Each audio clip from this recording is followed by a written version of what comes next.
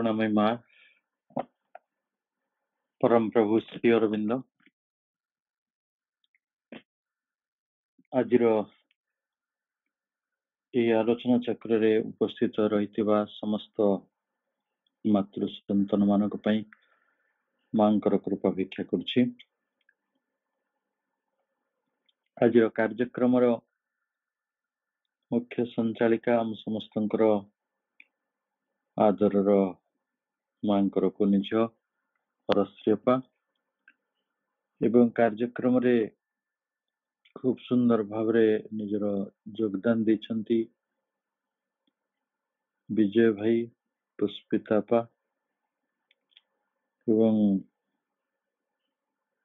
एते सुंदर मातृ वंदना रे जे आमको एवं यही परिसर को विभोर कर रखी संगीताबा समस्त को अनेक श्रद्धा सम्मान व्यक्त करछि। मां को यही मन प्राण शरीर दे भल पाऊ सत्य निकट रे आमे दिने पहुंचबा एवं सब सत्यर उद्घाटन हो। आमे आज एक विषय को नहीं आसीछु जो विषयटी होछि स्रष्टा रूपे अति मानस जहाँ आमे दि सुपर माइंड एज क्रिएटर ये एक प्रबंध चतुर्दश अध्याय 14th चैप्टर लाइफ डिवाइन रो तापरे हमर धारावाहिक आलोचना गुड़िक चलिबो। आज आमे मुख्यतः जते दूर संभव दु तीन पैराग्राफ उपरे निजर चिंता प्रकट करिवा।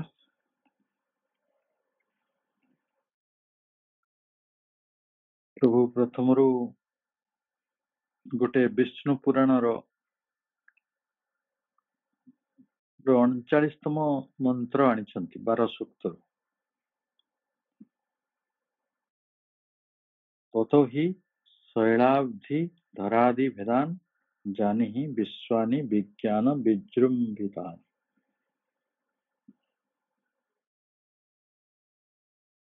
तार अर्थ होची जेते बेले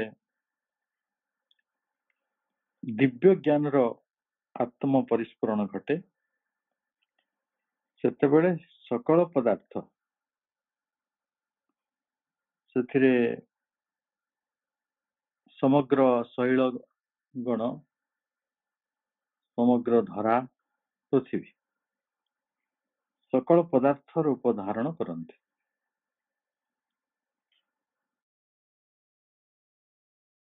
ताले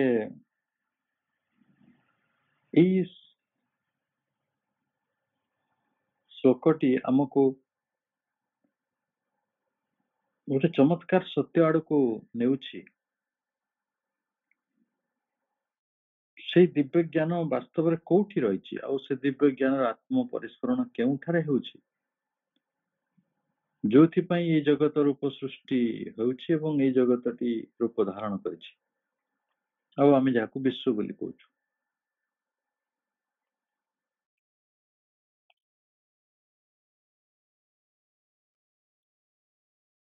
प्रभु गोटे विल और नॉलेज रो कथा कहउचंती। प्रथम धाड़ी सेठी विल टा कैपिटल डबल अछि आ सेठी नॉलेज टा मध्य कैपिटल के अछि। तेणु आमे प्रथम रु बुझी जिबा एरा सामान्य संकल्प की सामान्य इच्छा शक्ति नुहे या होची दिव्य इच्छा शक्ति से पुणी एक्टिव क्रियाशील दिव्य इच्छा शक्ति क्रियाशील दिव्य इच्छा शक्ति क्रियाशील ज्ञान दिव्य ज्ञान क्रियाशील दिव्य ज्ञान ता सेटा गोटे प्रिंसिपल सेटा गोटे तत्व से तत्वटी कोठी रही ना सुपीरियर टू माइंड मनर स्तर ऊर्ध्व रही मन स्तर ऊर्ध्वे गोटे क्रियाशील दिव्य इच्छा शक्ति और क्रियाशील दिव्य ज्ञान रही जहाँ मनर ऊर्ध्वे सुपीरियर टू माइंड आउ ताकू कहा जाई परिबो क्रिएट्रिक्स ऑफ द वर्ल्ड्स। ये जो एते जगत सब रही जगत समूह रही से जगत समूह को से सृष्टिकारिणी is then the intermediate power and state of being between that self position of the one। अच्छा आमे समस्त जानिछु भगवान होचंती एई सृष्टिर स्रष्टा से भगवान गोटे परिचय दिया जाउछि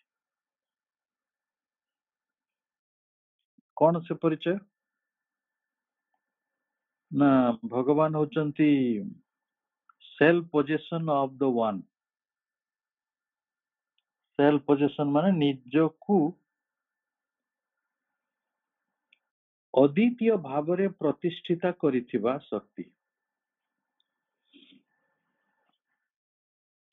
अद्वितीय माने वन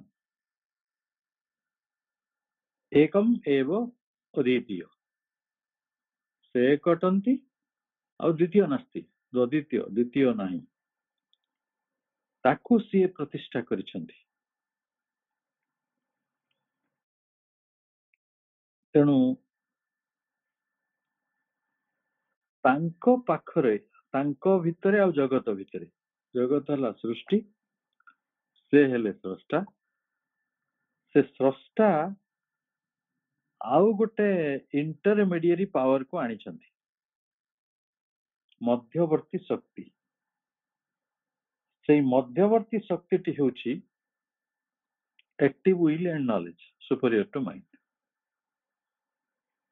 ये मध्यवर्ती शक्तिर नाटी को intermediate state of being between that self position of the one and the flux of the many। flux of the many कहले ये बहु चंचलतार जो विश्व आमे देखु एठी आकाश अछि अग्नि अछि वायु अछि माटी अछि पानी अछि ये माटी उपरे केते कोन न गढ़ा हैछि ज्योतिष्क मंडल रे केते कोन न अछि से नभरे केते कोन रहस्य भरी न रहिछि। तेणु एको कहा जायछि फ्लक्स ऑफ द मेनी।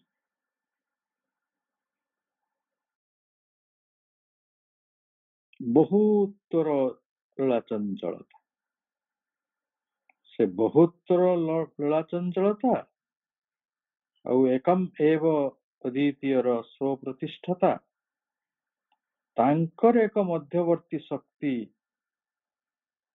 एवं मध्य स्थिति रूपरे मनमय स्तर ऊर्ध्वे एक क्रियाशील दिव्य इच्छा शक्ति और क्रियाशील दिव्य ज्ञानर एक तत्व रही जहा एई अनंत विश्व को सृष्टिकारिणी।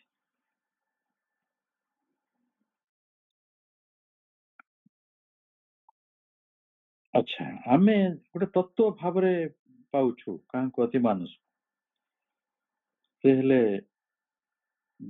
जी जगत पुरुष जे स्रष्टा जी होचंती भगवान तांको परमात्मा अद्वितीय और सृष्टि जो लीला चंचल सृष्टि ता मझिरे एक शक्ति और मध्यस्थिति रूप में मनमय स्तर ऊर्ध्वे से रही एक तत्व रूप रही से पुणी कहार तत्व ना से तत्व भी वर्णना करा जाए से तत्व हूँ संकल्पर से तत्व हूँ ज्ञानर। भाई भौणी मैंने आमे किछि तत्व भी जानिछु अल्प स्वल्प किछि प्रिंसिपल आम जानिनु। दिव्य इच्छा शक्ति कहले टिके टिके बुझी हो दिव्य इच्छा शक्ति कहले दिव्य ज्ञान कहले पूरा दिव्य ज्ञान हजार भाग हुए तो गोटे भाग को अनुमान कर ଯେମିତି ବିରାଟ ଆକାଶ କହିଲେ ଆମେ କିଛି ତ ଦେଖିପାରୁଛୁ ଆକାଶଟାର, ଯଦିଓ ଆକାଶ ତାଠାରୁ କାହିଁ ଅନନ୍ତ ଗୁଣରେ ବଡ। ସେଇଭଳି ଆମେ ଗୋଟେ ତତ୍ଵକୁ ଭାବି ପାରୁଛୁ,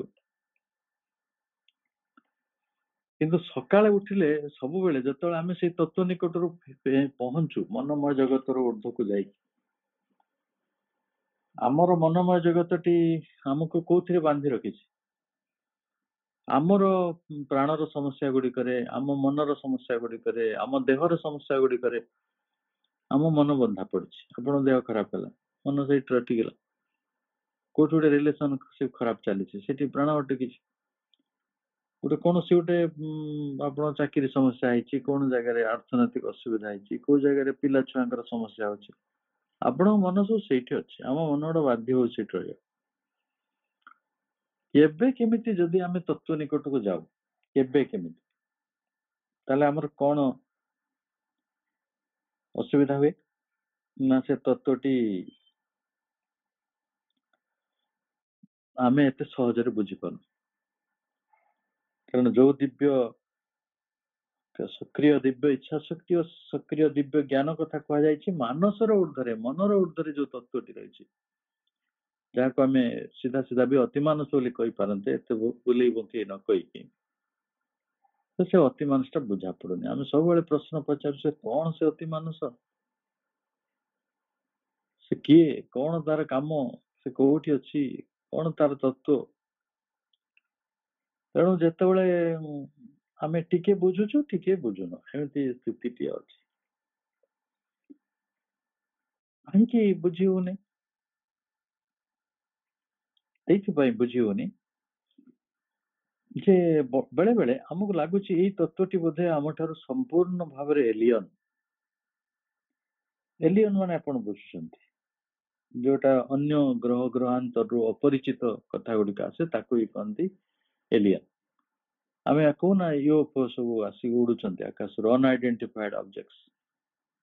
କେବେ ଗୋଟେ ଯାନ ଆସିଲା, ରାତିରେ ଆଲୋକ ବିଚ୍ଛୁରିତ ହେଲା, କିଏ ସବୁ ଯାନରୁ ଓହ୍ଲେଇଲେ, ସେମାନେ କିଛି ସମୟ ପୃଥିବୀରେ ରହିଲେ, ତାପରେ ଚାଲିଗଲେ। ଆମ ପୃଥିବୀର ରାଡାର ଧରି ପାରିଲାନି, ସୈନ୍ୟବାହିନୀ ଧରି ପାରିଲାନି, ଲୋକମାନେ ଦେଖିଲେ, ତାକୁ କହନ୍ତି ୟୁଏଫଓ, ଅନଆଇଡେଣ୍ଟିଫାଏଡ ଅବଜେକ୍ଟସ। ମରୁଭୂମିରେ, ମହାଶୂନ୍ୟରେ, ମହାଶୂନ୍ୟରୁ ସେମାନେ ଓହ୍ଲେଇ ପଡନ୍ତି, ମହାସାଗର ଉପରେ ଓହ୍ଲେଇ ପଡନ୍ତି, ବଣରେ ଓହ୍ଲେଇ ପଡନ୍ତି, ମରୁଭୂମିରେ ଓହ୍ଲେଇ ପଡନ୍ତି। ହେଲେ ସେମାନଙ୍କୁ ଏଲିୟନ କୁହାଯାଏ, ଯେଉଁମାନେ ଅପରିଚିତ, ଅଜଣା। ଏଇ ତତ୍ଵଟି ପୂର୍ଣ୍ଣ ରୂପେ, ପୂର୍ଣ୍ଣତଃ ଆମ ଠାରୁ ଏଲିୟନ ନୁହେଁ। This principle is not entirely alien to us. ଆଉ ଏଇ ତତ୍ଵଟି ଗୋଟେ ଅନ୍ୟ କୋଉଠି ଏକାନ୍ତରେ ରହୁଛି, ଅନ୍ୟ କୋଉଠି ରହୁଛି ଯୋଉଟା ଅପହଞ୍ଚ ହେଇକି ଆମକୁ ରହିଛି, ସେଠି ଯୋଗାଯୋଗ କରିହବ ନାହିଁ, ଇନକମ୍ୟୁନିକେବଲ। ସେପରି ବି ନୁହେଁ, ଇଟ୍ ଡଜଣ୍ଟ ବିଲଙ୍ଗ ସୋଲି ଆଣ୍ଡ ଇନକମ୍ୟୁନିକେବଲ। ଏକୁଟିଆ ଯାଇକି କୋଉଠି ଗୋଟେ, ଯେମିତି ଆମେ ଭଗବାନଙ୍କ ସମ୍ପର୍କରେ ଭାବୁ, ଭଗବାନଙ୍କ ସମ୍ପର୍କରେ ଆମ ଧାରଣା ମଧ୍ୟ ଏଇଆ ଯେ ସେ ଭଗବାନ ପୃଥିବୀରେ ରହନ୍ତିନି, ସେ ପୃଥିବୀ ସୃଷ୍ଟି କରିଦେଇ ତାଙ୍କର କୁଆଡେ ପଳେଇଛନ୍ତି, ଆଉ ଏଇ ମଣିଷ ମାନଙ୍କୁ ତାଙ୍କ ପରିସ୍ଥିତି ଗୁଡିକରେ ଛାଡି ଦେଇକି ପଳେଇଛନ୍ତି। ସେ କୋଉ ବୈକୁଣ୍ଠରେ ରହୁଛନ୍ତି, କୋଉ ଗୋଲକ ସିଂହାସନରେ ବସିଛନ୍ତି, କୋଉ ମହାଲକ୍ଷ୍ମୀଙ୍କର ସେବା ପାଉଛନ୍ତି, କୋଉ କ୍ଷୀରାବ୍ଦି ସାଗରରେ ତାଙ୍କର ଶୟନ ହେଇଛି, ସେଟ୍ରା ସେଟ୍ରା। ଆମେ ବୋଧେ ଏଇ ଯୋଉ ଇଣ୍ଟରମିଡିଏଟ ତତ୍ଵ, ଆମେ ଭଗବାନଙ୍କ କଥା କହୁନୁ, ଆମେ ଏକଦମ ଇଣ୍ଟରମିଡିଏଟ ପ୍ରିନ୍ସିପଲ କଥା କହୁଛୁ, of the divine knowledge and the divine will, ଯିଏ ଏ ସୃଷ୍ଟିଟାକୁ ସମ୍ଭବ କରିଛନ୍ତି। କାରଣ ଭଗବାନଙ୍କର ଇଚ୍ଛା ଶକ୍ତି, ଭଗବାନଙ୍କର ଜ୍ଞାନ ଶକ୍ତି, ସେଇଟା ତ ସୃଷ୍ଟିକୁ ଆଣିଥିବ ନା। ସୃଷ୍ଟି ପାଇଁ ଦିଟା ଜିନିଷ ଦରକାର ପଡେ, ୱିଲ ଆଣ୍ଡ ନଲେଜ। ସେଇ ନଲେଜ ଭିତରେ ସବୁ ଟେକ୍ନୋଲୋଜି ରହିଥାଏ। ମାନେ ପିମ୍ପୁଡିର ଆକାର କେମିତି ହବ, ହାତୀ କେତେ ବଡ ହବ, ତିମି କେତେ ବଡ ହବ, କୋଉଠି ରହିବ, କୋଉଠି ଖାଇବ, କେମିତି ପିଲା ଜନ୍ମ କରିବ, କେମିତି ସେ ପିଲାମାନେ ବଡ ହେବେ, କିଏ କେତେବେଳେ ମରିବ, କିଏ କେତେବେଳେ ମାତୃ ଗର୍ଭରେ ରହିବ, ଏ ସବୁ ଗୁଡା ତ ଟେକ୍ନୋଲୋଜିର କଥା ନା। ତେଣୁ ଏଇ ଟେକ୍ନୋଲୋଜି କୁ ବା ନଲେଜ କୁ ଆମ ମନ ଠାରୁ ନିଶ୍ଚୟ ସେଇଟା ସୁପରିୟର। ଆମ ମନରେ ସେଟାକୁ ଧରି ହବନି କେମିତି ହଉଛି।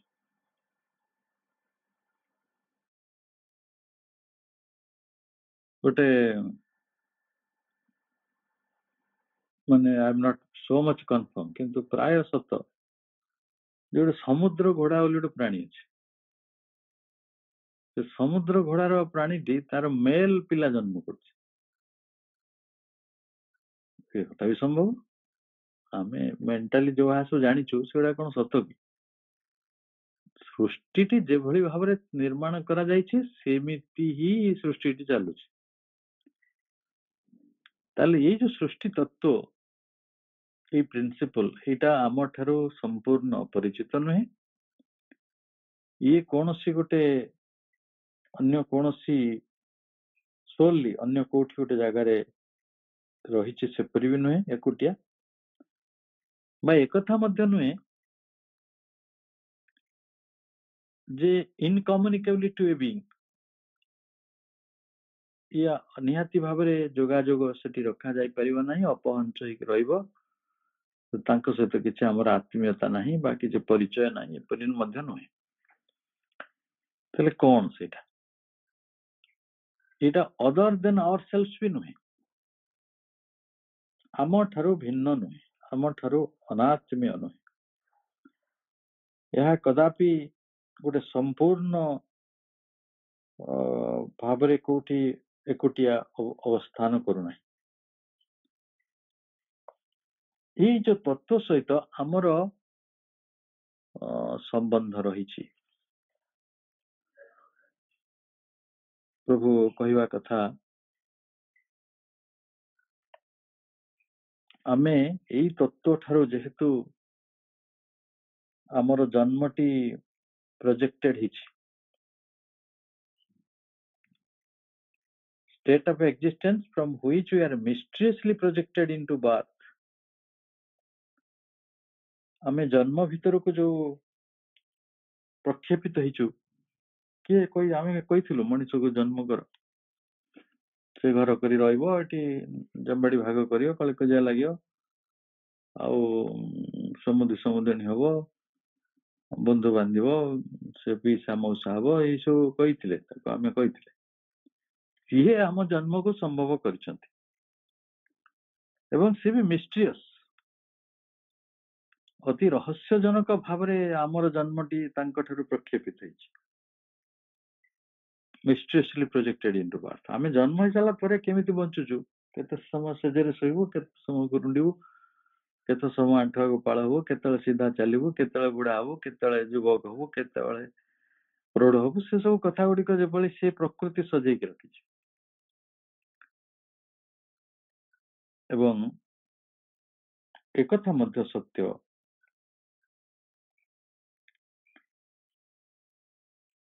ଆମେ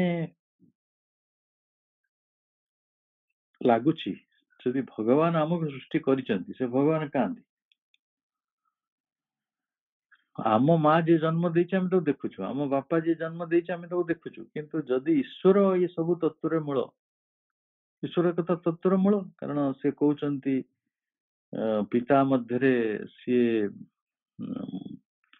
ରହିଛନ୍ତି, ମାତାର ଗର୍ଭ ହେଇକି ସିଏ ରହିଛନ୍ତି, ସିଏ ହଉଛନ୍ତି ଆଧାର, ସେଇ ହଉଛନ୍ତି ନିବାସ, ସେଇ ହଉଛନ୍ତି ଶରଣ, ସେଇ ହଉଛନ୍ତି ସୁହୃତ, ସବୁ ସିଏ। ମାନେ ପିତାର ଶକ୍ତି ସିଏ, ମାତାର ଶକ୍ତି ସିଏ। କୁଆଡେ ଗଲେ କି? ଆମକୁ ପ୍ରୋଜେକ୍ଟ କରିଦେଲେ ବାର୍ଥକୁ, ଆଉ ତାପରେ ଆମେ ଖୋଜିଲା ବେଳକୁ ଆମକୁ ଲାଗୁଛି ସେ ଆମକୁ ପ୍ରତ୍ୟାଖ୍ୟାନ କରି ପଳେଇଛନ୍ତି, ରିଜେକ୍ଟେଡ କରିଦେଇଛନ୍ତି, ରହସ୍ୟଜନକ ଭାବରେ ଆମକୁ ବର୍ଜିତ କରିଛନ୍ତି। unable to return, ଆମେ ବି ସେଇଠିକୁ ଫେରି ପାରିବାନି। ସମସ୍ତେ କହୁନାହାନ୍ତି କି ଭଗବାନଙ୍କ ପାଦକୁ ପଳେଇଲା, ଭଗବାନ ପାଖକୁ ପଳେଇଲା, ସତରେ ଗଲା କି? ଜଣା ତ ପଡୁନି, କିଛି ଜଣା ପଡୁନି ଭଗବାନ ପାଖକୁ ଗଲା କି ଗଲା ନାହିଁ। ଏଇଭଳି ଗୋଟେ ରହସ୍ୟମୟ ପୃଥିବୀରେ ଆମେ ଯୋଉଠି ରହିଛୁ, ଆମକୁ ଲାଗୁଛି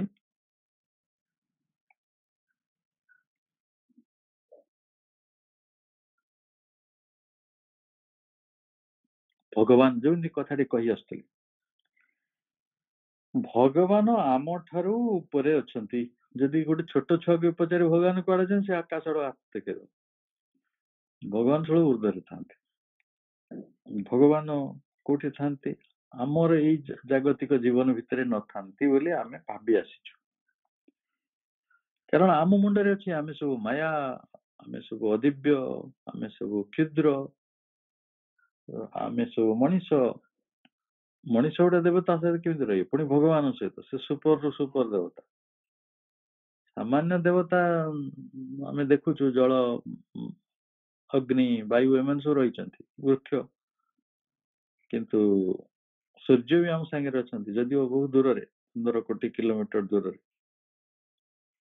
ତାହେଲେ ଏତେ କୋଟି କିଲୋମିଟର ଦୂରରେ ସେ ରହିଛନ୍ତି, ଆହୁରି ଦୂରରେ ଦୂରରେ କେତେ ଦୂର ଯେ ସେ ଉର୍ଦ୍ଧ୍ୱରେ ରହିଛନ୍ତି, ଯୋଉଠିକି ଆମେ ଯାଇପାରିବା ନାହିଁ, ଆଉ ଯୋଉଠି ସେ ଆମକୁ ପ୍ରତ୍ୟାଖ୍ୟାନ କରି ଚାଲିଗଲା ଭଳି ଲାଗୁଛି। ଇଟ୍ ସିମ୍ସ ଆମକୁ ଲାଗୁଛି।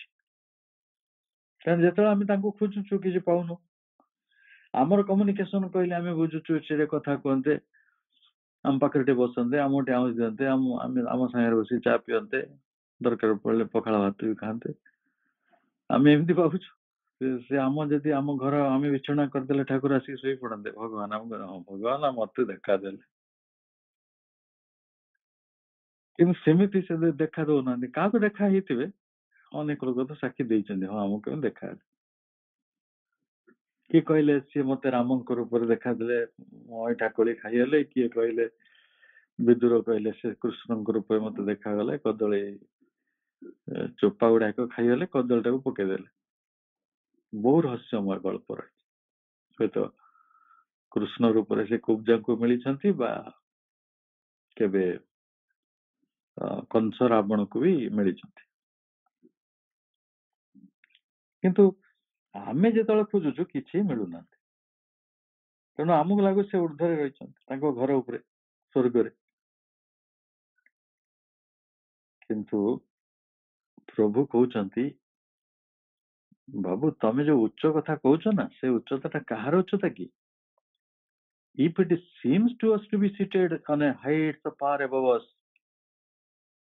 yet are they the heights of our own being. ଏଗୁଡ଼ା ସବୁ ଆମ ସତ୍ତାର ଉଚ୍ଚତା। ଆମ ସତ୍ତାର ଉଚ୍ଚତାରେ ସେ ରହିଛନ୍ତି। ଯୋଉଠି ମାନସିକତାଟାକୁ ଛାଡିଦବା, ଅତି ମାନସକୁ ଚାଲିଯିବା, ସେଇ ଅତି ମାନସଟି ଆମ ଭିତରେ ରହିଛନ୍ତି। କିନ୍ତୁ ଆମେ ତାକୁ ଜାଣିପାରୁନାହାନ୍ତି। ଆମେ ତ ମନରେ ରହିଛୁ, ପ୍ରାଣରେ ରହିଛୁ, ଶରୀରରେ ରହିଛୁ। ଆମେ ଯେତିକି ଅଦିବ୍ୟ ନୁହେଁ, ଅଦିବ୍ୟର ବହୁ ଅଭିନୟ କରୁଛୁ। ଅଜ୍ଞାନତା, ଅହଂ, ଏଗୁଡିକ ସବୁ ଆମକୁ ମାଡି ବସିଛି। ଆମେ ଏକରେ ଅନ୍ଧାରଟାକୁ ଦୂରେଇବାକୁ ଚାହୁଁନୁ। ସେ ତ ଅନ୍ଧାରର ବାସିନ୍ଦା ନୁହନ୍ତି, ସେ ତ ଆଲୋକର ବାସିନ୍ଦା। ତେଣୁ ସେ କୁଆଡୁ ଦେଖାଦେବେ? ଆମକୁ ଦେଖା ଦଉନାହାନ୍ତି। ସେ ଯେତେବେଳେ ଦେଖା ନ ଦଉଛନ୍ତି, ଆମେ ସେଇଠୁ କହୁଛୁ ନା ସେ ଉଚ୍ଚରେ ଅଛନ୍ତି। କିନ୍ତୁ ପ୍ରକୃତରେ ଆମରି ସତ୍ତାର ଉଚ୍ଚତା ମଧ୍ୟରେ ସେ ରହିଛନ୍ତି। ଆମ ସତ୍ତାର ଉଚ୍ଚତାରେ ସେ ରହିଛନ୍ତି। the heights of our own being. ଆଉ ସବୁଠାରୁ ବଡ କଥାଟି ହେଲା, ଭଗବାନଙ୍କ ଆଡକୁ ଆମେ ଯାଉଛୁ ବୋଲି ଚାହୁଁଛୁ, ମାନେ ଭାବୁଛୁ। ଆଉ ଭଗବାନଙ୍କ ଆଡକୁ ସମସ୍ତେ ଯାଉଛନ୍ତି ବୋଲି କହୁଛନ୍ତି। ପ୍ରଧାନମନ୍ତ୍ରୀ ବି କହୁଛନ୍ତି, ପୂଜକ ମାନେ ବି କହୁଛନ୍ତି, ପ୍ରଜା ମାନେ ବି କହୁଛନ୍ତି, ଭକ୍ତ ମାନେ ବି କହୁଛନ୍ତି, ଅଭକ୍ତ ମାନେ ବି କହୁଛନ୍ତି। ସମସ୍ତେ କହୁଛନ୍ତି ଆମେ ଭଗବାନ ଆଡକୁ ଯାଉଛୁ। ମତେ ଯଦି ପଚାରିବେ, ମୁଁ ବି କହିବି ମୁଁ ଭଗବାନଙ୍କ କାମ କରୁଛି। ଆପଣଙ୍କୁ ପଚାରିଲେ ଆପଣ କହିବେ ମୁଁ ଭଗବାନଙ୍କ କାମ କରୁଛି, ମୁଁ ଭଗବାନଙ୍କ ନିକଟତର ହେବାକୁ ଚାହେଁ। ଆମେ ସବୁ କର୍ମରେ, ଆମେ ଯଦି ଗୀତ ପଦବୀ ଲେଖୁଛୁ, ଗୀତ ପଦବୀ ଗାଉଛୁ, ଆମେ ଯଦି ପାଠ ଚକ୍ର କରୁଛୁ, ନାମ ଜପ କରୁଛୁ, ଆମର ଗୋଟିଏ ଅଭିଳାଷା ରହିଛି ଯେ ଭଗବାନଙ୍କ ନିକଟକୁ ଯିବା, ପରୋକ୍ଷରେ ବା ପ୍ରତ୍ୟକ୍ଷ ଭାବରେ। କିନ୍ତୁ ଏକଥା ମଧ୍ୟ ଆମ ପାଖରେ ଗୋଟେ ଧାରଣା ରହିଛି ଯେ ଆମେ ଏତେ ସହଜରେ ଭଗବାନ ପାଖକୁ ଯାଇପାରିବାନି। ଚେଷ୍ଟା ତ କରୁଛୁ, ଯାତ୍ରା ତ କରୁଛୁ, କିନ୍ତୁ ଏତେ ସହଜ ନୁହେଁ ବୋଲି ବି ଜାଣିଛୁ। ବହୁ ଜନ୍ମ ଲାଗିବ ବୋଲି ଆମେ କହୁଛୁ, ଏ କଥା ସମସ୍ତେ ଜାଣନ୍ତି। ପ୍ରଭୁ ଜଣେ ଆସିଲେ ଶ୍ରୀ ଅରବିନ୍ଦ ନାଁରେ, ବହୁତ ସେ ପଢାପଢି କରିଥିଲେ ଛୋଟ ଦିନରୁ, ବହୁତ ଦୁଃଖ କଷ୍ଟ ପାଇଥିଲେ। ସେ ଜୀବନଟାକୁ ବହୁତ ଅନୁଧ୍ୟାନ କଲେ, ବହୁତ ପ୍ରକାରେ ଜୀବନଟିକୁ ବଞ୍ଚିଲେ। ଜଣେ ବିପ୍ଳବୀ ଭାବରେ, ଜଣେ କବି ଭାବରେ, ଜଣେ ସଂଗ୍ରାମୀ ଭାବରେ, ଜଣେ ଚାକିରି କରିଥିବା ମଣିଷ ଭାବରେ, ଚାକିରି ହରେଇଥିବା ମଣିଷ ଭାବରେ, ଗୋଟେ କଏଦୀ ଭାବରେ, ଜଣେ ବିଶାଳ ଜ୍ଞାନଦୀପ୍ତ ମଣିଷ ଭାବରେ, ସବୁ କଥା ଭାବି ଭାବି ଶେଷରେ ସେ କହିଲେ, ଏଇ ଯୋଉ ଉଚ୍ଚତା, ଆମରି ସତ୍ତାର ଉଚ୍ଚତାରେ ଭଗବାନ ରହୁଛନ୍ତି ଏବଂ ଆମେ ସେଇଠି ପହଞ୍ଚି ପାରିବା। accessible to our trade ମାନେ ପଦପାଦ। ଆମେ ପାଦ ପକେଇ ଚାଲୁଛୁ ତ, ପାଉଣ୍ଡେ ପାଦ ପକେଇ ଯାଉଛୁ ଭଗବାନ ଆଡକୁ। ଏଇଭଳି ଆମେ ପାଦରେ ଚାଲିକି ଗୋଟେ ସମୟରେ ଆମକୁ ଲାଗୁଛି ସେ ରିଜେକ୍ଟ କରି ପଳେଇଛନ୍ତି, ଗୋଟେ ସମୟରେ ଲାଗୁଛି ସେଠିକି ଫେରି ଯିବା ପାଇଁ ଆମର ବଳ ନାହିଁ, ସାମର୍ଥ୍ୟ ନାହିଁ। ଭଗବାନଙ୍କୁ ବହୁତ ଭାଗ୍ୟବାନ ମାନେ ପାଆନ୍ତି, ବଡ ବଡ ସାଧକ ମାନେ ପାଆନ୍ତି, ଆମେ ପାଇପାରିବାନି। କିନ୍ତୁ ପ୍ରଭୁ କହିଲେ ନାଇଁ, ସେ ଆମରି ଜୀବନର ସମ୍ଭାବ୍ୟ ଉଚ୍ଚତା ହେଇକି ରହିଛନ୍ତି, ଆଉ ସେଗୁଡିକ ଆମେ ସେଠି ଚାଲିକି ପହଞ୍ଚିବା। Trade accessible to our trade।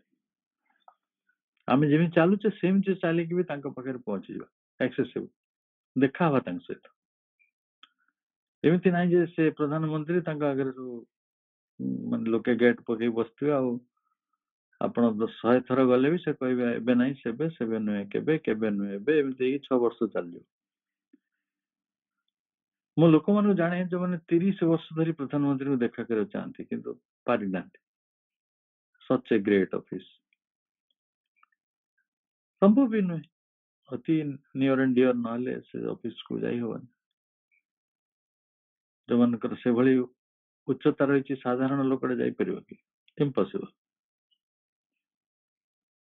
ତ ଭଗବାନ ଆଉ କେତେ ଇମ୍ପସିବଲ ହେଇଥିବ, ଯେ ରାଜା ମାନଙ୍କର ରାଜା, ସେ ରାଜାଧିରାଜ, ଯେ ପୃଥିବୀର ସ୍ରଷ୍ଟା, ତାଙ୍କ ପାଖରେ କେତେ ବ୍ୟସ୍ତତା ଥିବ, ସେ କେତେ ଭିଆଇପି, ମାନେ ଭାବେ ଭିଆଇପି ଲଗେଇଲେ ପାଇବନି, V V V V V V V V I P, very very very very very very important person ଆମ ଧାରଣା ଅଛି। କିନ୍ତୁ ପ୍ରଭୁ ଆସି କହିଲେ ନାଇଁ, accessible to our trade, ଆମେ ଯେମିତି ଚାଲୁଛେ ସେମିତି ଚାଲିକି ତାଙ୍କ ପାଖରେ ପହଞ୍ଚିବା। ବଡ ଆଶାର କଥା। ମଣିଷର ନିଦ ହଠାତ୍ କି ଭାଙ୍ଗିଯିବା କଥା, ତୁ ନିରାଶ ହେଇ ଶୋଇପଡିଛି, ନାଇଁ ମୋ ଦ୍ୱାରା ସମ୍ଭବ ନୁହେଁ, ମୁଁ ପାରିବିନି, ଭଗବାନ ବହୁ ଦୂରରେ ଅଛନ୍ତି, ଭଗବାନ ମତେ ପ୍ରତ୍ୟାଖ୍ୟାନ କରି ଯାଇଛନ୍ତି, ଭଗବାନଙ୍କ ପାଖକୁ ଫେରିଯିବା ସମ୍ଭବ ହଉନାହିଁ। ସେଇଭଳି ଲୋକଟି ହଠାତ୍ ନେଇ ପଡିବ, ନାଇଁ ନାଇଁ ନାଇଁ ଯାଇହବ ଯାଇହବ। ତାହେଲେ କଣ କରିବା? ଆମେ ସେଇଠୁ ବସିକି ଭାବିବା, ଆଜି ରାତିରେ ବି ଭାବିପାରିବା, ଏବେ ବି ଭାବୁଥିବା। କଣ ଭାବିଥିବା? ଆମେ କେବଳ ସେଇ ଯୋଉ ମହାନ ସତ୍ୟ, ଟ୍ରୁଥ, ଭଗବାନ ହେଉଛନ୍ତି ପରମ ସତ୍ୟ, ଏଇ ଅତିମାନସ ହେଉଛି ତାଙ୍କରି ଚେତନା, ସତ୍ୟ ଚେତନା। ସେ ପରମ ସତ୍ୟଙ୍କ ସମ୍ପର୍କରେ ଆମେ କେତେ ଗୁଡେ କଥା ଇନଫର କରିପାରିବା, ଅନୁମାନ କରିପାରିବା। ଏପର୍ଯ୍ୟନ୍ତ ପୃଥିବୀରେ ଭଗବାନଙ୍କ ସମ୍ପର୍କରେ ଯେତେ ଶାସ୍ତ୍ର ଲେଖା ଯାଇଛି, ସବୁ ଗୁଡ଼ିକ ଅନୁମାନ ଶାସ୍ତ୍ର, ପ୍ରତ୍ୟକ୍ଷ ଶାସ୍ତ୍ର ନାହିଁ। କହୁଛନ୍ତି ଲୋକେ ବେଦ ହଉଛି ଭଗବାନଙ୍କର ଉଚ୍ଚାରଣ, କିଏ କହୁଛନ୍ତି ଗୀତା ଭଗବାନ ଲେଖିଛନ୍ତି। ସବୁ ଧର୍ମ ଗ୍ରନ୍ଥ ଗୁଡିକ ଭଗବାନ ଲେଖିଛନ୍ତି ବୋଲି ସମସ୍ତେ କ୍ଲେମ କରୁଛନ୍ତି, କିନ୍ତୁ ସତରେ ସେଇଆ? ସତରେ ଏଇଆ ଯେ ଆମେ କେବଳ ତାଙ୍କ ବିଷୟରେ ଇନଫର କରିପାରିବା, ଅନୁମାନ କରିପାରିବା। and glimpse of the truth, ସେଇ ସତ୍ୟର ଗୋଟେ ଝଲକ ପାଇପାରିବା, ଯେମିତି ସିନେମାର ଟ୍ରେଲର ଗୁଡିକ ଆମକୁ ମିଳେ। ଆପଣ ଝଲକଟିଏ ପାଇପାରିବେ ଆଉ ଅନୁମାନଟିଏ କରିପାରିବେ ବୋଲି ଆମେ ଏପର୍ଯ୍ୟନ୍ତ ବଞ୍ଚିଛୁ। ଆମେ ସେଇଭଳି କରିକି ଏପର୍ଯ୍ୟନ୍ତ ଚାଲି ଆସିଲୁଣି। ହୁଏତ ମନୁଷ୍ୟ ଅସ୍ତିତ୍ୱର କେତେ ହଜାର ବର୍ଷ ବିତିଗଲାଣି, କେତେ ଭଗବାନ ଭଗବାନଙ୍କର ଅବତାର ଆସିଛି, କେତେ ବିଭୂତି ଆସିଛନ୍ତି, କେତେ ସାଧୁ ସନ୍ଥ ମହାତ୍ମା ଇନ୍ ଲାକ୍ସ ଇନ୍ କରୋଡ଼ ଏ ପୃଥିବୀରେ ଲାଗିଛନ୍ତି, ଭଗବାନଙ୍କୁ ଖୋଜୁଛନ୍ତି ବୋଲି କହୁଛନ୍ତି, ସେଇ ସତ୍ୟ ନିକଟରେ ପହଞ୍ଚୁଛନ୍ତି ବୋଲି କହୁଛନ୍ତି। କାରଣ ସେଇ ପରମ ଆଲୋକଙ୍କ ପାଖରେ ନ ପହଞ୍ଚିବା ଛଡା ଆମର କିଛି ଗତ୍ୟନ୍ତର ନାହିଁ। ଆମେ ଯେତେବେଳେ ହ୍ୟୁମାନ ଏକ୍ସପ୍ରେସନ ପଢିଥିଲେ ଏଇ ବହିର ପ୍ରଥମ ଚ୍ୟାପ୍ଟର, ସେତେବେଳେ ଆପଣଙ୍କୁ କୁହାଯାଇଥିଲା ଭଗବାନଙ୍କୁ ନ ପାଇବା ପର୍ଯ୍ୟନ୍ତ ଆମ ପାଖରେ ଶାନ୍ତି ନାହିଁ, ବା ସବୁ କଥା ଅପୂର୍ଣ୍ଣ ହେଇକି ରହିବ ଯେତେ ପର୍ଯ୍ୟନ୍ତ ଆମେ ଭଗବାନଙ୍କୁ ପାଇନାହାନ୍ତି। ସେଠି 4ଟି ସୂତ୍ର ଦିଆଯାଇଥିଲା: ଗଡ୍, ଲାଇଟ୍, ଫ୍ରିଡମ୍, ଇମର୍ଟାଲିଟି। ଭଗବାନ ଆଉ ତାଙ୍କ ସମ୍ପର୍କରେ ଜ୍ଞାନ, ଲାଇଟ୍, ଆଉ ମୁକ୍ତି, ଏବଂ କାରଣ ମୁକ୍ତିଟା ଆନନ୍ଦ, ଇମର୍ଟାଲିଟି ଅମରତ୍ୱ। ଏଇ 4ଟି ଭିନ୍ନ, ଆଉ କିଛି ବି ଆପଣଙ୍କୁ ମିଳୁ, you will not be happy. ଏଇ 4ଟି ହିଁ ପୂର୍ଣ୍ଣତା। ହଜାର ହଜାର ବର୍ଷ ଧରି ମଣିଷ ଯାହା ସବୁ ଖୋଜି ଆସିଛି, ଏ 4ଟି ହଉଛି ତାର ଲସାଗୁ ଗସାଗୁ ମିଶେଇକି ସାରାଂଶ କରାହେଇଛି। ବହୁ ଜିନିଷ ଆସିଛି, ବହୁ ଜିନିଷ ଆପଣ ଚାହିଁଛନ୍ତି, ବହୁ ଜିନିଷ ଆପଣ ଚାହାନ୍ତି।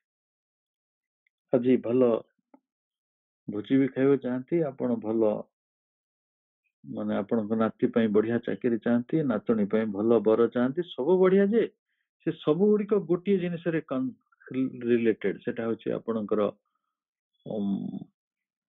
ହ୍ୟାପିନେସ୍, ଆନନ୍ଦ। ଆଉ ଭଗବାନଙ୍କୁ ପାଇଲେ ସେଇ ଆନନ୍ଦଟା ମିଳେ।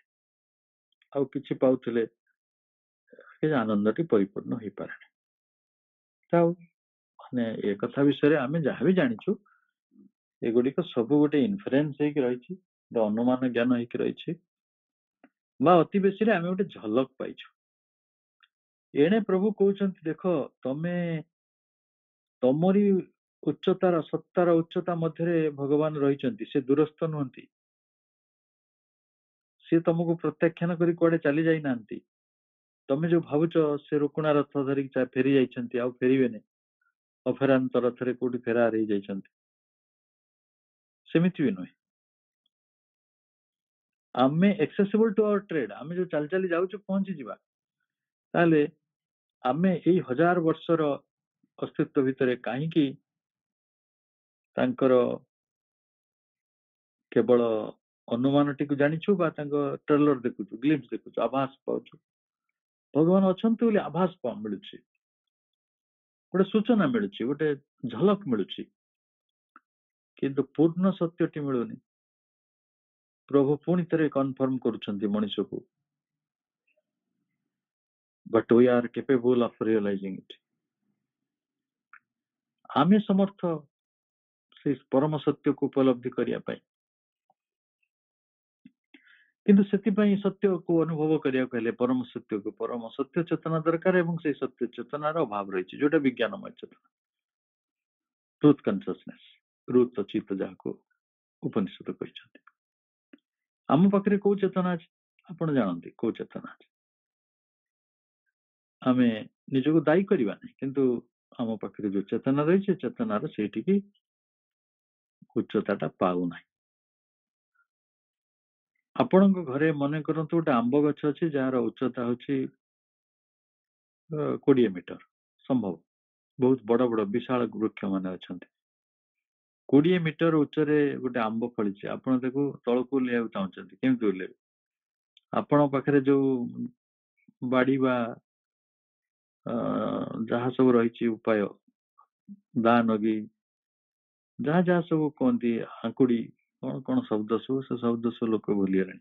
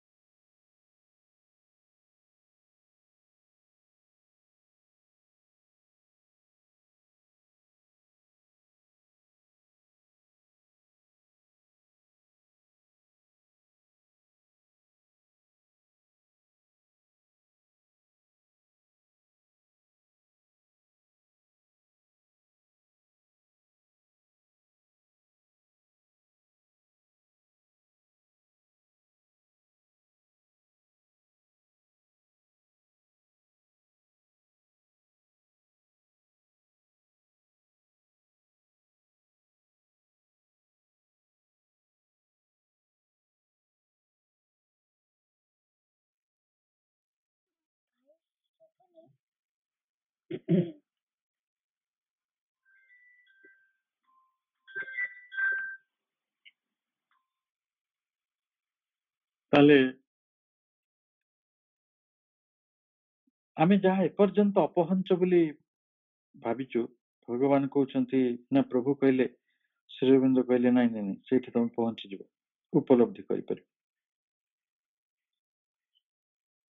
ताले वर्तमान आमे ताको पचारिया प्रभु आपण तो कहि देले आमे पहुंची परिबु केमिति पहुंचू आपण हमर गुरु हमु बतांतु कौन कले पहुंचू सरल पथ पथटी सरल भली लागियो किंतु भारी कष्ट we may by a progressive expanding or a sudden luminous self transcendence mount up to these summits in unforgettable moments or dwell on them during hours or days or a greatest superhuman experience.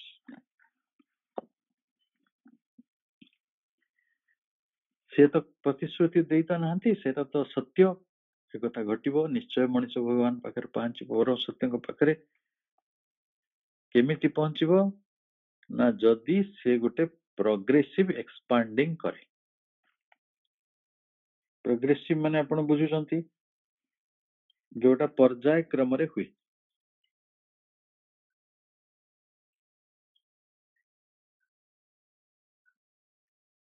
Is it Audible और श्री सुबुची रे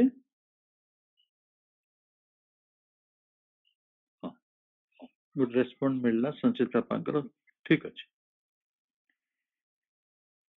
हां जो भाई लेखुचंदी सुबनी बोली बोधे तांकर सेठी local network problem थिबो any आमे progressively expand करिवा progressive माने जोटा एका संगरे हुएनी धीरे धीरे हुए क्रमान्वय क्रम उन्नत क्रम विकासशील आमे पर्याय क्रम रे निजको संप्रसारित करि पारिले को दृष्टि संप्रसारित आमे जेंति करछु निजर जमी बाड़ी संप्रसारित करछु हम चिन्हा परिचय को संप्रसारित करी मंत्री होछु सेमिति संप्रसारण नय एटा होची चेतनार संप्रसारण ज्ञानर संप्रसारण इच्छा शक्तिर संप्रसारण एको सेही भली गोटे एक्सपांशन बोली कहबा आउ कोन ना sudden luminous self transcendence sudden कहले हठात लुमिनस कहले ज्योतिर्मय प्रभास्वर आउ सेल्फ ट्रांसेंडेंस जाको कहबा आत्म अतिक्रमण आउरी बेटर ट्रांसलेशन होचे आत्म उत्क्रमण आपण अछंती मनर भूमि रे आपण ट्रांसेंडेंट करिवे का को अतिक्रम करिवे मन को अतिक्रम करिवे जे प्राण भूमि रे अछि से प्राण को अतिक्रम करियो जे मन शरीर भूमि रे अछि से शरीर को अतिक्रम करियो से पुनी प्रोग्रेसिवली हबो गोटे लुमिनस सेल्फ ट्रांसेंडेंस ये ज्योतिर्मय प्रभास्वर आत्म उत्क्रमण एई मार्ग रे एटा माउंट ऑफ एटा निजे निजे हमको नहीं जाउछि गोटे माउंट ऑफ हमको ऊर्ध्व को नहीं जाउछि जेंति पहाड़ चढ़ु ना हम सेंति माउंटेन रो माउंट ऑफ बाहर बई जेटा माउंट ऑफ करिवा हमें चढ़ी चढ़ी जीवा आरोहण करिवा कोठी के आरोहण करिवा ना टू दीज समिट्स ए जो शिखर से की शिखर ना से सत्यर शिखर से कौन शिखर से होचंती से दिव्य ज्ञान रो शिखर से किए ना से होचंती से सक्रिय दिव्य इच्छा शक्तिर दिव्य संकल्पर शिखर आमे सेठी पहुंची जाई पारिबा आउ को समय रे पहुंचीबा इन अनफॉरगेटेबल मोमेंट्स अविस्मरणीय मुहूर्त रे पहुंची जाबा जे माने कर केबे अति मानवीय अनुभव सो होछि मां केबे केबे काहा को कृपा करंती से कृपा जो माने लाभ करिसंती से माने निश्चित भारे जानि छंती जे से मुहूर्त कि भली भाव रे अविस्मरणीय आमे जीवन रे कोटिए कथा संगठित करछु सब कथा को स्मरणीय करे चेष्टा करछु आमे रेलिक्स गला बेलू भी चारटा फोटो उठे उठे मन रखियो किए काल मरी जो केते आमे सांगरे आस्तिले एते खुशी हेतले एटा गोटे मेमोरी थाउ आमे सब कथा को स्मरणीय करिया पई केते कथा चेष्टा करछु किंतु सेगुडी को स्मरणीय होई रहउछि कि नै म कहि परिबेनी इतिहासर पृष्ठारे अवश्य रहउछि किंतु चेतनार पृष्ठारे जे अविस्मरणीय रहइबो जे अनफॉरगेटेबल जाहाको भूली हबने से होचंती सेई मुहूर्त रे आसीबे सेई शिखर आमे ता भितरे ड्वेल ऑन देम ताको भितरे रहिबा केते समय रहिबा ड्यूरिंग आवर्स आमे केतोटी घंटा रही परिबा और डेज केतोटी दिन दिवस रही परिबा of greatest super human experience से जो अनुभवटी हबो सेटा हबो सुपर ह्यूमन आमर एपर्यंत जहाँ सब अनुभव होइछि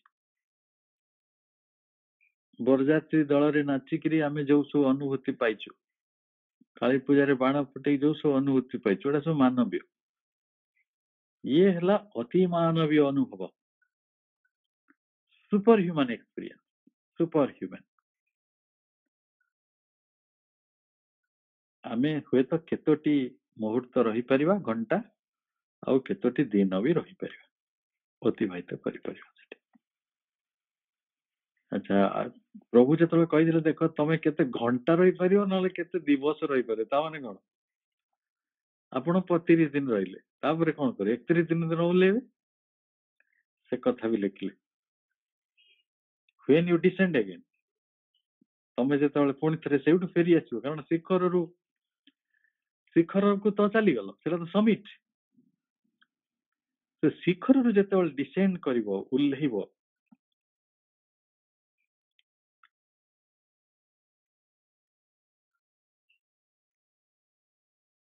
आमे कौन करू ओल्लेला बेले से जो समिट सहित आमर कम्युनिकेशन टी जोगाजोगर द्वारा टी डोर्स ऑफ कम्युनिकेशन आमे ताकू खोला रखी परिबा बा ताकू बंद कर दे परिबा वी कैन ओपन और रीओपन सॉरी ताकू पुनः उन्मोचित करि परिबा थरे गला परे आमे से द्वारा टाइम पे खोला आमे सेठी की doors of communication which we can keep always open or reopen ताको खुली परिबा बा ताको बंद करि परिबा even though they should constantly shut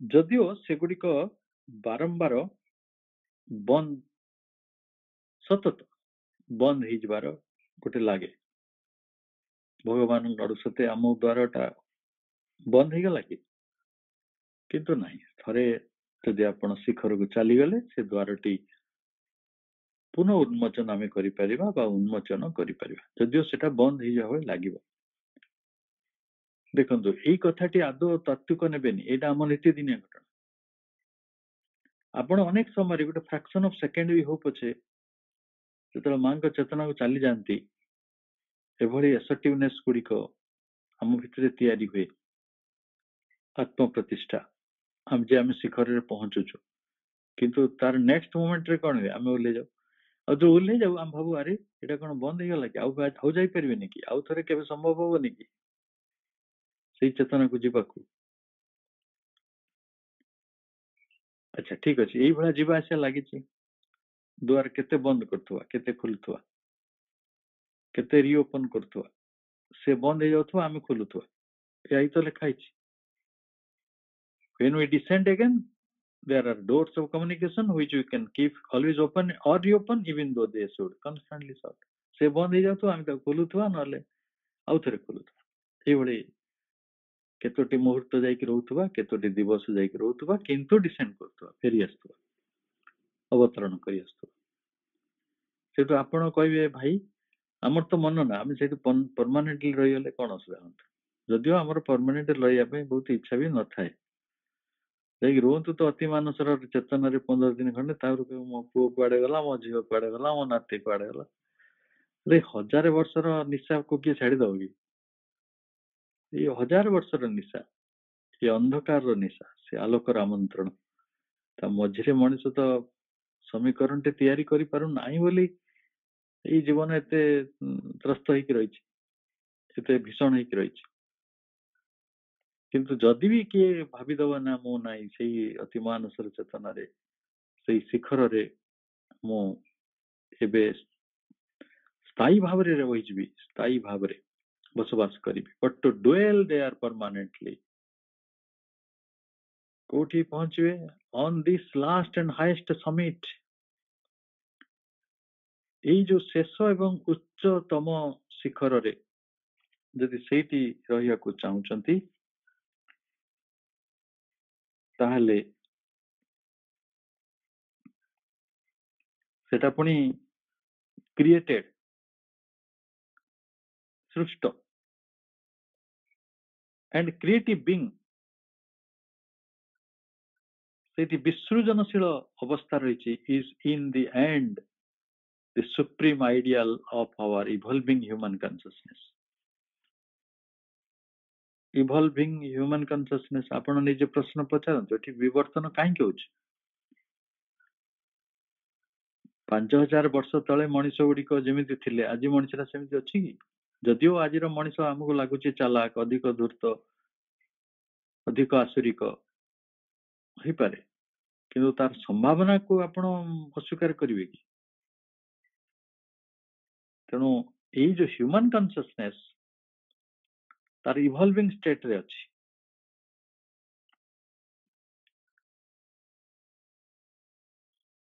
ଇଏ ଊର୍ଦ୍ଧ୍ୱ ବିବର୍ତ୍ତନଶୀଳ ଅବସ୍ଥାରେ ରହିଛି, ମନୁଷ୍ୟ ଚେତନାର ଚରମ, ଆଉ ଇଏ ହଉଛି ସୁପ୍ରିମ ଆଇଡିଆଲ, ପରମ ଆଦର୍ଶ। ଯେତେବେଳେ ଆପଣ ଖୋଜିବେ when it seeks not self annulment, ଯେତେବେଳେ ସିଏ ଆଉ annulment କହିଲେ କଣ? ଶୂନ୍ୟ ହେଇଯିବା, ସର୍ବଶୂନ୍ୟ ହେଇଯିବା, ନିର୍ବାଣ। ନିର୍ବାଣ ନ ଖୋଜିକି, ଆତ୍ମ ନିର୍ବାଣ ଖୋଜିକି ସେ ଆତ୍ମପୂର୍ଣ୍ଣତା ଖୋଜିବ, ସେଲ୍ଫ ପରଫେକ୍ସନ, ଏବଂ ଗୋଟେ ସୁପ୍ରିମ ଆଇଡିଆଲ ଭିତରେ ରହିବ ହ୍ୟୁମାନ କନସିୟସନେସ ର, ତେବେ ଯାଇକି ସେ ପରମାନେଣ୍ଟଲି ସେଠି ଘର କଲା।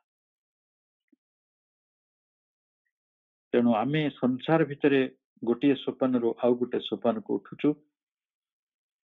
ଆମ ପାଖରେ ଆତ୍ମପ୍ରକାଶର ଏକ ସାଧନା ରହିଛି। এইଭଳି ଯାଉ ଯାଉ ଦିନେ ଗୋଟେ ପରମ ସୌମ୍ୟ ଭିତରେ ଫାଇନାଲ ହାରମୋନି ଏବଂ ପରମ ସତ୍ୟରେ ଫାଇନାଲ ଟ୍ରୁଥ ଆମେ ଆସିକି ପହଞ୍ଚିବା। ସେଇଠି ପହଞ୍ଚିବା ଯୋଉ କଥାଟା which it is meant to achieve, এটা ନିର୍ଦ୍ଦିଷ୍ଟ ହେଇକି ରହିଛି। ଗୋଟେ ଫୁଟବଲ ଖେଳ ହଉଛି, ତାର ନିଶ୍ଚିତ ଭାବରେ ତାର ଗୋଟେ ହାର ଜିତ ଅଛି, ଗୋଲଟେ ହବ। ଆପଣ ଗୋଟେ ଯାତ୍ରା କରୁଛନ୍ତି, ଗୋଟେ ଡେଷ୍ଟିନେସନରେ ପହଞ୍ଚିବେ। ତେଣୁ ସେଇଭଳି ମନୁଷ୍ୟ ଜୀବନର ଏଇ ଯାତ୍ରାର ଶେଷ ବିନ୍ଦୁଟି ହଉଛି ଗୋଟେ ଫାଇନାଲ ହାରମୋନି, ଅରିଜିନାଲ ଆଇଡିଆ, ଏବଂ ସେଇଟା ହଉଛି ଫାଇନାଲ ଟ୍ରୁଥ। ସମସ୍ତଙ୍କୁ ଅନେକ ଅନେକ ଶୁଭେଚ୍ଛା ସହିତ ଶୁଭରାତ୍ରି ର ଶୁଭେଚ୍ଛା, ଧନ୍ୟବାଦ।